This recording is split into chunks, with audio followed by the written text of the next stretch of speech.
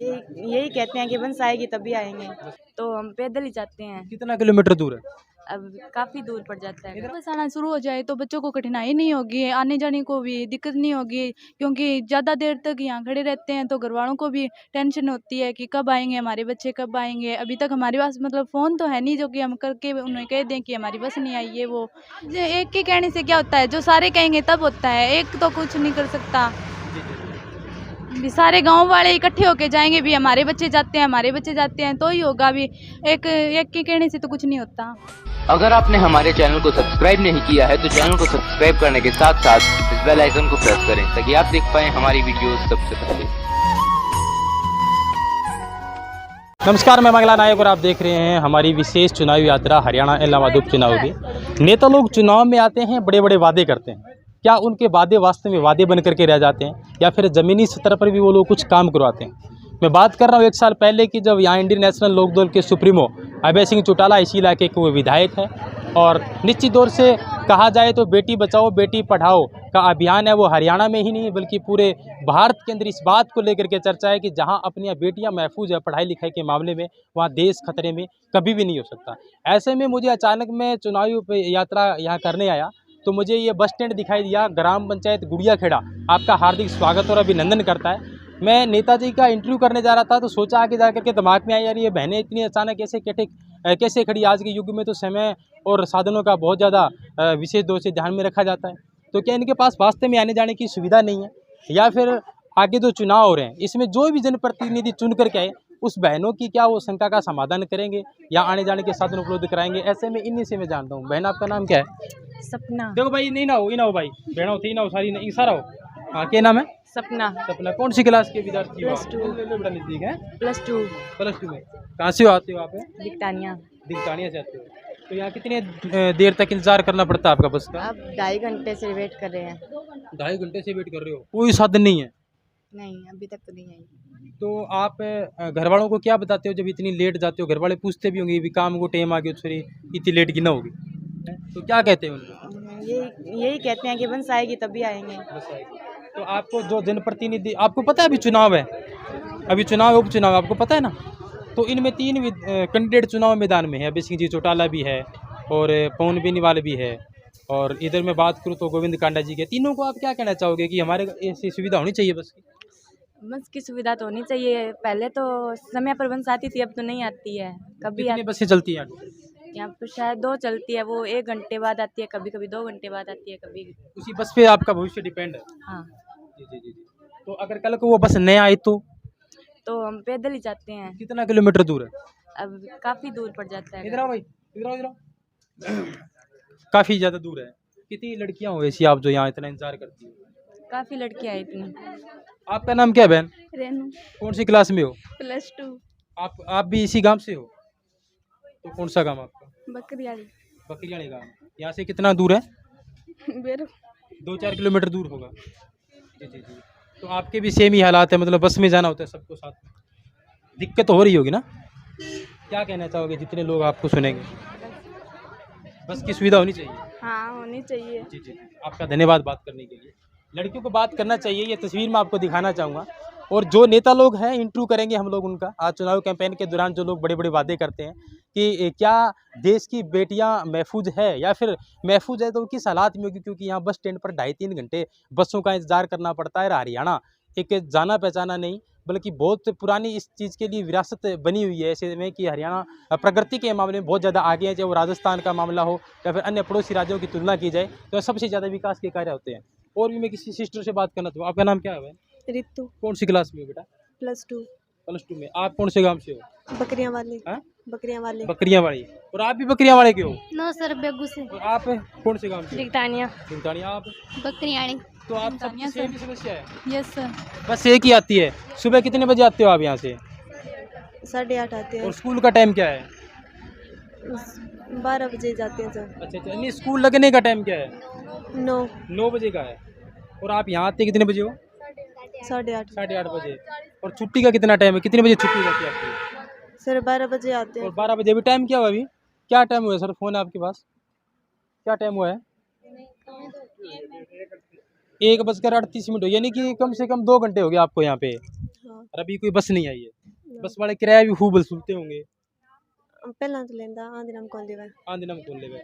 Haryana roadways या फिर Rajasthan roadways आती है? Haryana roadways Haryana roadways. Card वगैरह दिखाते होंगे आप।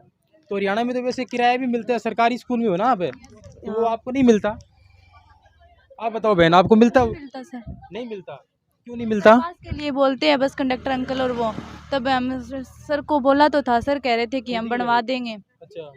तो फिर पता नहीं अब बनाएंगे या नहीं। एक दिन कह रहे थे कि सर को भेजेंगे यहाँ से, फिर पता नहीं अब तक तो आप नहीं। कितने सालों से यहाँ पढ़ने के लिए आते हो? 3 साल से। 3 साल से। तो इसी साल की बात कर रहे हो, पेंडिंग में मामला है, या फिर पहले भी आप अपने निजी किराए से आते हो? नहीं सर, किराया तो कभी कभी लेते हैं, 5 रुपए लेते हैं आने के। जैसे पास बना रखा है? नहीं सर, पास तो नहीं है, आई कार्ड है। आई कार्ड है, उससे आपको फायदा मिलता है। हाँ मैंने एक बात बताओ, चुनाव है, आपको पता है इलाहाबाद में आपका विधानसभा क्षेत्र इलाहाबाद ही लगता है? यस सर, पता है। आप क्या कहना चाहोगे जो लोग नेता सुन रहे हैं आपको? सर यही कहना चाहेंगे कि आगे ले टाइम आओ। पर मतलब बस आना, आगे आओ बहन, ऊपर आओ थोड़े। टाइम पर बस आना शुरू हो जाए तो बच्चों को कठिनाई नहीं होगी, आने जाने को भी दिक्कत नहीं होगी, क्योंकि ज़्यादा देर तक यहाँ खड़े रहते हैं तो घर वालों को भी टेंशन होती है कि कब आएंगे हमारे बच्चे, कब आएंगे। अभी तक हमारे पास मतलब फ़ोन तो है नहीं जो कि हम करके उन्हें कह दें कि हमारी बस नहीं आई है वो, तो फिर वो खेत में जाते हैं तो हमें उनको टेंशन होती है कि भी बच्चा आया है या फिर नहीं आया। कौन सी क्लास के विद्यार्थी हो आप? +1 के। पापा क्या करते हैं? सर पत्रकार हैं। अरे पत्रकार है? यस। ये पत्रकार की बेटी है, तभी तो ऐसे बोल रही है। क्या नाम है आपके पापा का? श्रीकांत नारायण। है? श्रीकांत। कौन से चैनल में है, कौन से अखबार में है? सिरसा टुडे। सिरसा। सिरसा टुडे में है वो? Yes sir. जी जी जी। महेश तो आप, शर्मा के पास। हाँ जी, महेश शर्मा के पास। महेश शर्मा के पास रिपोर्टिंग करते हैं? Yes sir. तो आपके पापा ने कभी आवाज नहीं उठाई? सर पापा तो कहते हैं कि जाएंगे जाएंगे, लेकिन एक के कहने से क्या होता है, जो सारे कहेंगे तब होता है, एक तो कुछ नहीं कर सकता।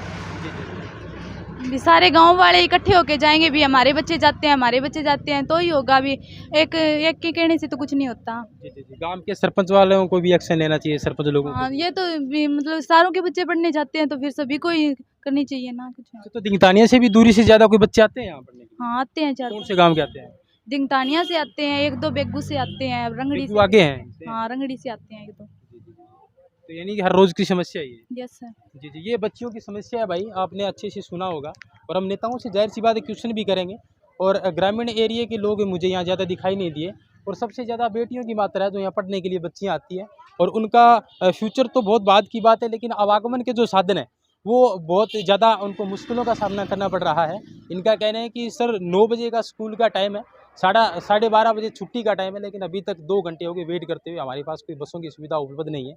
मैं इसके पीछे कारण भी आपको बता देता हूँ। ये प्रमुख लॉजिक ये भी हो सकता है क्योंकि ये राजस्थान से सटी हुई सीमा है। जमाल से राजस्थान महज 7 किलोमीटर की दूरी पे है, और ऐसे में यहाँ राजस्थान के बहुत सारे व्हीकल आते हैं जो सिरसा रूट के लिए जाते हैं। खैर, जो भी लोग सुन रहे हैं सोशल मीडिया के माध्यम से, इलेक्ट्रॉनिक मीडिया के माध्यम से, प्रिंट मीडिया के माध्यम से, इन बेटियों के फ्यूचर के लिए विशेष तौर से कुछ न कुछ किया जाए। और दिंगतानिया गांव के या फिर जो भी जितने भी गांव की जो बच्चियां हैं जिन्होंने मुझे बताया कैमरे के सामने, उनका शंका का समाधान होना चाहिए।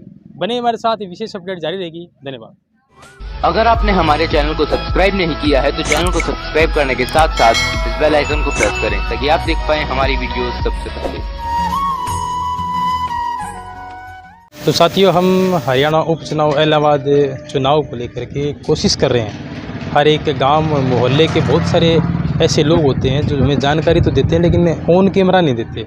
वो ग्राउंड रिपोर्ट ज़रूर दे देते हैं कि भाई इस नेता का यहाँ इतना माहौल है, इस नेता का यहाँ इतना माहौल है, इस नेता की इतनी यहाँ लोकप्रियता है। तो ऐसे में बहुत सारी ऐसी वीडियो साथियों जो हम आपको नहीं दिखा सकते, और बहुत सारी ऐसी मजबूरियाँ भी होती है जिन लोग जो कहते हैं कि हम सामने आकर के नहीं बोल सकते, लेकिन दरअसल ग्राउंड रिपोर्ट ये है।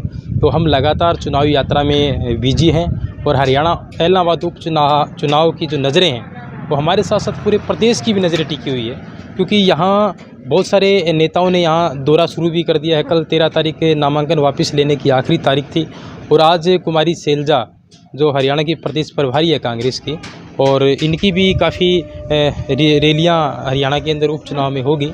तो ऐसे में भरत बेनीवाल और पवन बेनीवाल का गठबंधन कराने में ये लोग कामयाब होंगे या नहीं होंगे, ये तो थोड़ा वक्त लगेगा। शायद आज भरत बेनीवाल शैलजा के साथ दिखाई नहीं दिए। पवन बेनीवाल जी का जो टूर चल रहा है, हम लगातार उनका कवरेज करने की कोशिश कर रहे हैं। उनके पीछे पीछे हम लोग जा रहे हैं गांव में, और लोगों की ज़मीनी स्तर की प्रतिक्रिया ले रहे हैं। तो हम आगामी 30 अक्टूबर को जो चुनाव है उससे पहले हम आपको एक एग्जिट पोल तैयार करके ज़रूर देंगे, और आपको हमारा वीडियो कैसा लग रहा है, कितना आप लोगों का प्यार प्रेम और मिल रहा है, हम लोग आभारी हैं। और लेकिन साथ साथ मैं निवेदन ये भी करना चाहूँगा कि आप ज़्यादा से ज़्यादा इस चीज़ को शेयर भी करें, कमेंट भी करें, लाइक करें।